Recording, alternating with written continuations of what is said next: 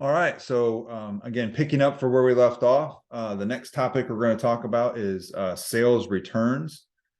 So a lot of times, obviously, especially in the case of retail, but it can also be done with business to business sales.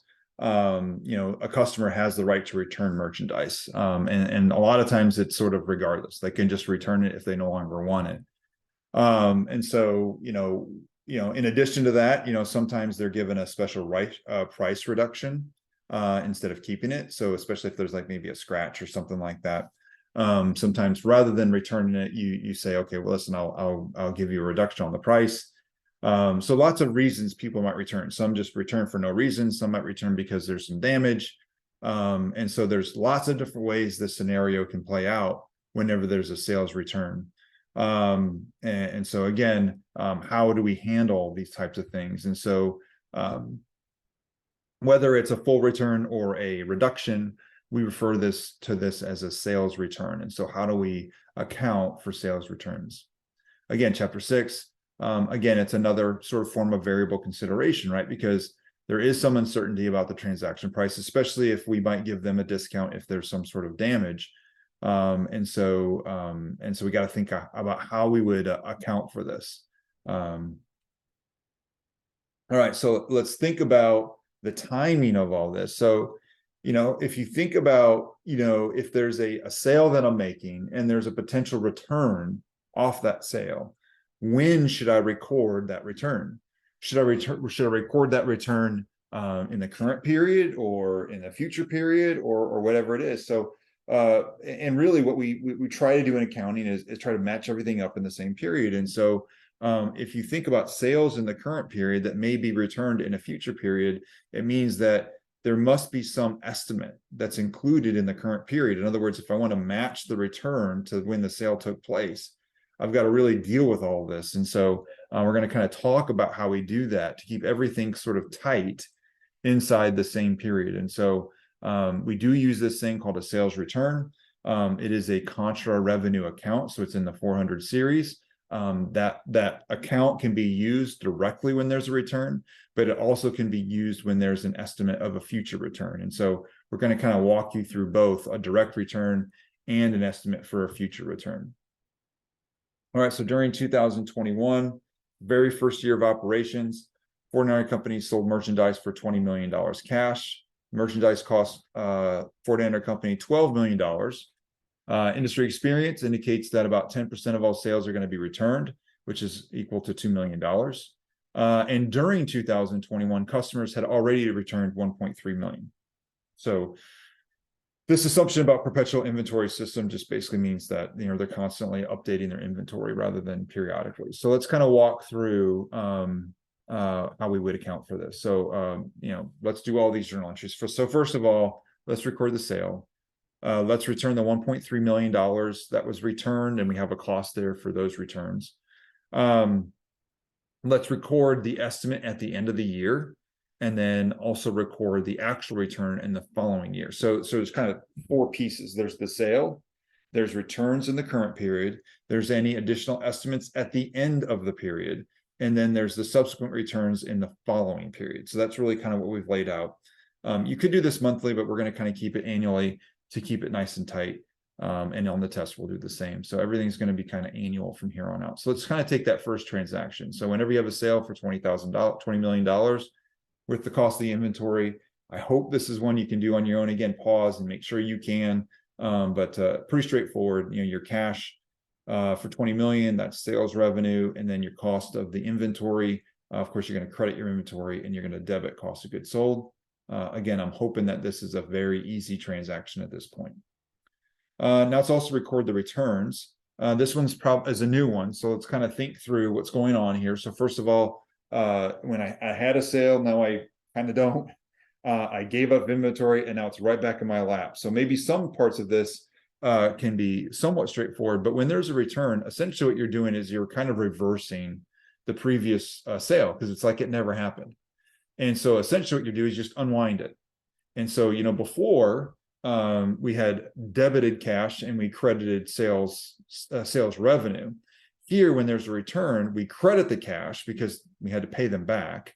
But rather than reducing sales revenue, we use this new account called sales returns, and it is a 400 series. It's that new contra revenue account. So that's recording the returns in a separate account. All right, so it's a separate account from sales revenue. And then of course, then we take the cost of goods sold off of our books and put the inventory back on our books, because now we can do something else with that inventory. It might be get rid of it, who knows, but the inventory is back on our books. All right, so that's that return in real time. Now what happens as we kind of fast forward, we kind of now at the end of the year. And so at the end of the year, basically it's like, okay, well, we think there's going to be another $700,000 in returns from sales that happened in 2021, but where the return is probably not going to occur until 2022. And so because we want to make sure that we record our returns sort of in conjunction with the sale, we need to do an estimate at the end of the year. And so what's key here is you need to figure out your expectation. But the difference though is I'm recording this expectation or this estimate, but there's really no cash payment and I'm not getting any inventory back. So in other words, I'm not paying anybody anything, at least not yet. And I'm not getting any inventory back in my lap, at least not yet. And so how do we record this sort of transaction when there's no cash and no inventory? So hopefully there are certain parts of it that make sense. And hopefully the parts that make sense is, first of all, I do record a sales return. So whether it's an actual sales return or an estimate at the end of the year, it's still the same sales return account, obviously for that $700,000 that we still expect to be returned. And then we reduce our cost of goods sold for the amount that we expect to get back in terms of the inventory. Again, we expect to get it back, even though we have not yet. And so we reduce cost of goods sold.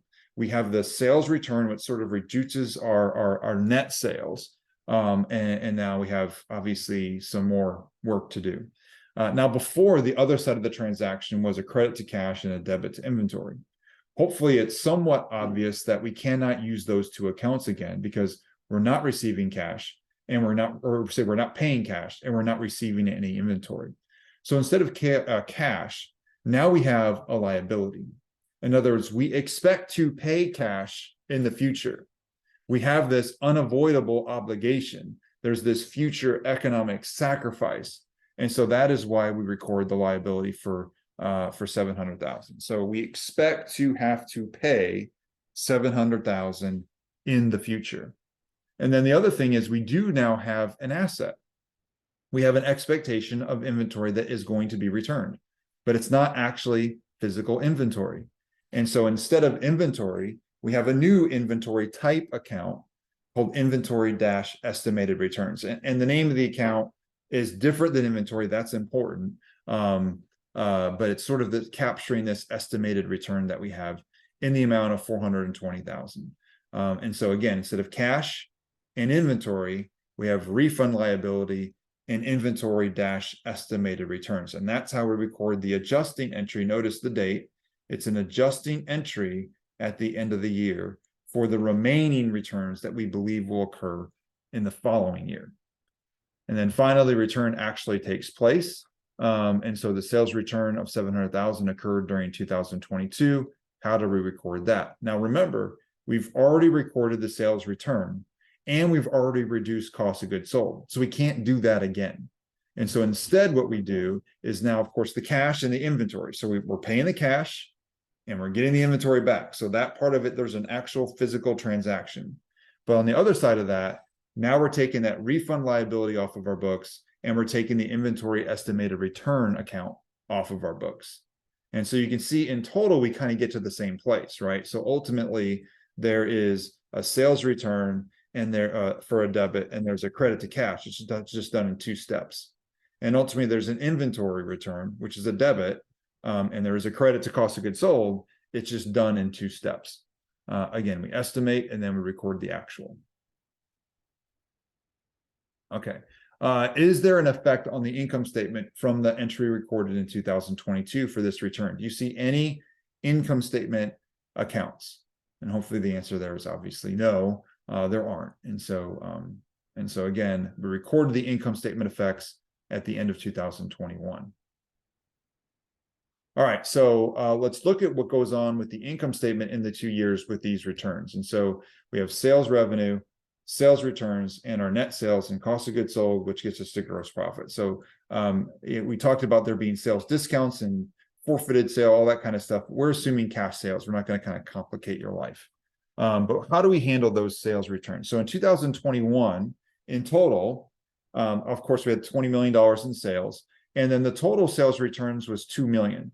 Remember, we had the 1.3 million that happened during the year, and then another 700,000 that we estimated at the end of the year. So the total sales return was 2 million. So our net sales was 18 million.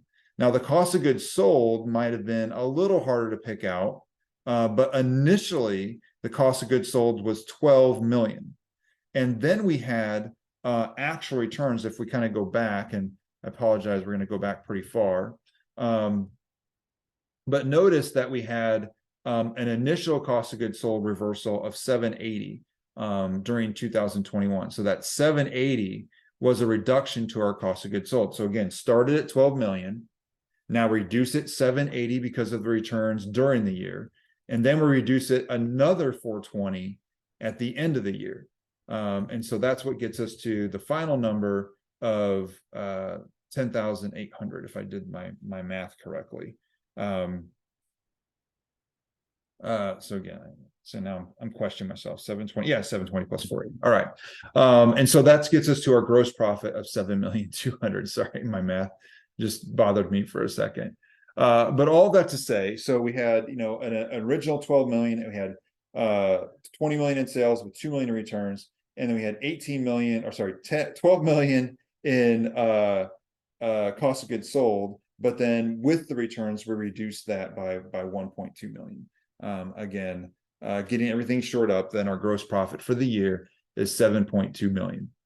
And then in 2022, nothing on the income statement. And so the total of the 2 years, obviously, for those sales, again, we're being clear, these are just for sales in 2021. Now, if we didn't do an estimate on that sales return, in 2022, we would have 2021, we have the 20 million in sales. And then we'd only have the sales returns from that year, which is 1.3 million. And then our cost of goods sold, of course, just reflects the reduction from the 780, the $780,000 reduction from the returns during the year. And so our gross profit, instead of 7.2 million, would be 7.48 million. But then in 2022, we'd have to record the return and record the reduction to the cost of goods sold, and you kind of have this net effect on our gross profit of negative 280,000 from those sales in 2021.